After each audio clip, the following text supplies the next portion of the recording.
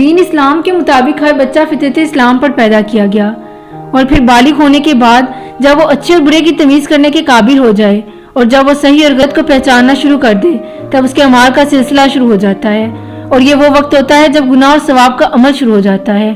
کرامن کاتبین اپنے مقرر کردہ کام میں مشغول ہو جاتی ہیں۔ انسان ایک امتحان گاہ میں ہے اور اس امتحان کا کوئی نہ کوئی نتائج بھی ہوں گے۔ ہر عمل کا حساب کیا جائے گا اور پھر ان اعمال کی بنا پر جنت اور جہنم کا فیصلہ ہوگا، اور اس فیصلے کے بعد ایک ابدی زندگی کا سفر شروع ہو جاتا ہے، پھر چاہے وہ جنت کا ہو یا جہنم کا۔ یہ امت مسلمہ کے اعمال پر منحصر ہے۔ جنت میں انسان ایک عالی شان زندگی گزارے گا جہاں کبھی موت نہیں آئے گی، جہاں ایک اینٹ موتی کی ہے تو ایک یاقوت کی، جس میں سیمنٹ مشک ہے، جس کی گھاس زعفران ہے، اور اوپر چھت عرش رحمان ہوگا۔ میرے نبی نے فرمایا، اللہ نے عرش حسین ترین مخلوق بنائی۔ سائنسدانوں کے مطابق 25 ارب سال پہلے ایک دھماکہ ہوا اور کائنات وجود میں آئی، اور اسی میں اللہ تعالیٰ نے جنت الفردوس بنائی۔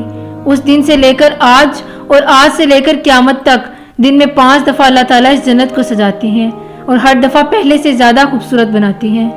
وہاں انسان کی ضرورت کی ہر چیز موجود ہے اور ایسی خوبصورت کہ نہ کبھی کسی نے دیکھا نہ سنا۔